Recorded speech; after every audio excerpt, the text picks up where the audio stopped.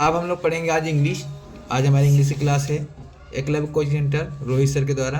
एक आज इंग्लिश की जो क्लास है, आज हम आपको बताएंगे। कल हमने आपको पढ़ाया था use of is am are, use of is am और आर। भाई इनका ये जो तीनों चीज़ें होती हैं ये प्रेजेंट में इस्तेमाल होता है। किस में इस्तेमाल होता है?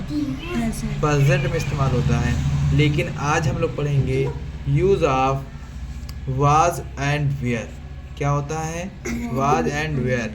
ये जो बेटा होता है ये पास्ट में इस्तेमाल होता है। किस में होता है? पास्ट में इस्तेमाल होता है। और इसका मतलब होता है था थी थे। क्या होता है? था थी थे। आज हम आप लोग को सिंपल सेंटेंस पढ़ा रहे हैं। ये सिंपल सेंटेंस में हम वाज और वेयर का यूज कैसे करते हैं आज हम सीखेंगे। हमने आपको पढ़ाया था कि सब्जेक्ट दो होते हैं। सब्जेक्ट कितने होते हैं? दो होते हैं। एक होता है सिंगुलर सब्जेक्ट और एक होता है प्लूरल सब्जेक्ट। सिंगुलर सब्जेक्ट कौन कौन से होते हैं? Singular subject he, she, it और नेम होता है। क्या होता है? ही, शी, इट, नेम। और प्लूरल क्या होता है? प्लूरल होता है यू, वी, दे और आई। ये प्लूरल में आता है। तो आज हम लोग देखेंगे कि किसके साथ वाज इस्तेमाल होता है और किसके साथ वेयर इस्तेमाल होता है।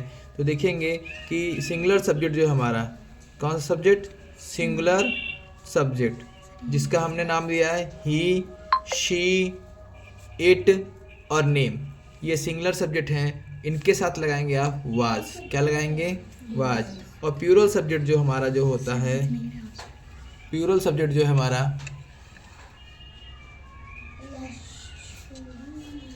प्लूरल सब्जेक्ट वो है यू, वी, दे। इसके साथ लगेगा आपका वेयर। क्या लगेगा? वेयर। और आई के साथ लगता है वाज। समझ में आ गया? अब जैसे मैंने एक सेंटेंस बोला, अफर्मेटिव का सेंटेंस बोलेंगे कि वह भूखा था। वह भूखा था। वह भूखा था। तो सब्जेक्ट के अनुसार पहले हम क्या लिखेंगे? सब्जेक्ट है वह का होता है ही। और था के लिए अपने बता देखिएगा, आपको यहाँ पे देखिए अभी हमने बताया कि ही के साथ क्या लगा रहे हैं? वाज लगा रहे हैं। तो यहाँ था की इंग्लिश क्या हो जाएगी? वाज हो जाएगी।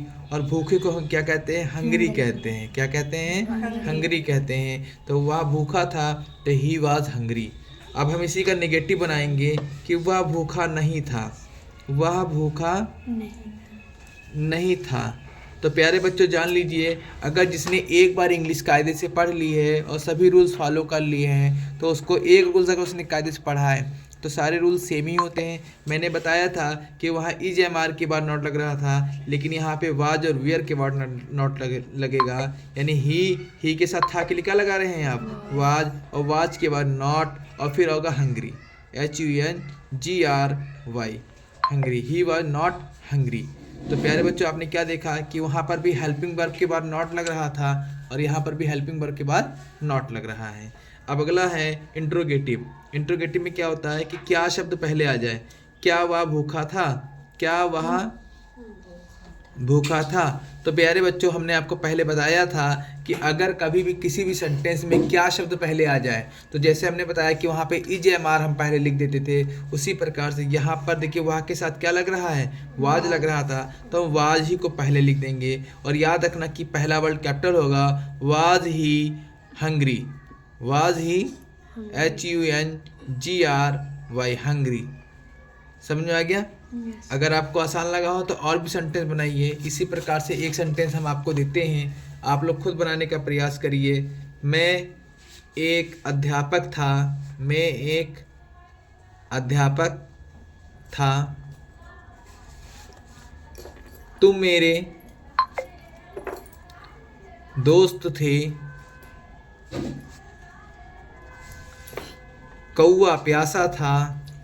कौआ प्यासा था। तुम एक डॉक्टर थे। तुम एक डॉक्टर थे। मैं बीमार था। मैं बीमार था।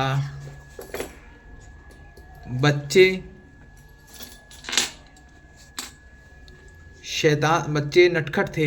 शैतान नहीं बोलेंगे, बच्चे तो शैतान होते हैं लेकिन बच्चों को शैतान नहीं कहा जा सकता है। बच्चों को नटखट कहा जाएगा, नटखट। बच्चे नटखट थे। अब नटखट की इंग्लिश क्या होती है बेटा? नॉटी होता है, NAUGH T Y, naughty, naughty मतलब होता है नटखट, ठीक है।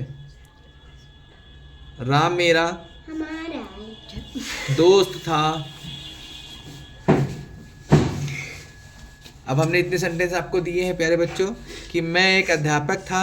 आपको बनाना है एक बार अफर्मेटिव, एक बार निगेटिव, एक बार इंट्रोगेटिव। कि मैं एक अध्यापक था, मैं एक अध्यापक नहीं था, क्या मैं एक अध्यापक था।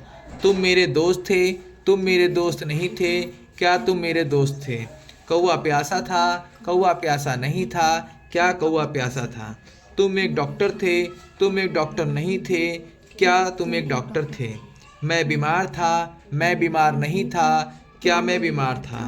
देखिए इसी प्रकार से अगर आप बनाएंगे, एक सेंटेंस से आपने 4 सेंटेंस या 3 सेंटेंस बनाने का प्रयास किया तो बाकी सारे सेंटेंस आपको सेम लगेंगे और बहुत जल्दी आप इंग्लिश सीख जाएंगे। इंग्लिश सीखने में ज़्यादा समय नहीं लगता, सिर्फ 15 दिन लगते हैं। अगर आप ईमानदारी से पढ़ेंगे, डेली क्लास अटेंड करेंगे तो आपको इंग्लिश में कोई पीछे नहीं कर सकता, ये हमारी गारंटी है। धन्यवाद।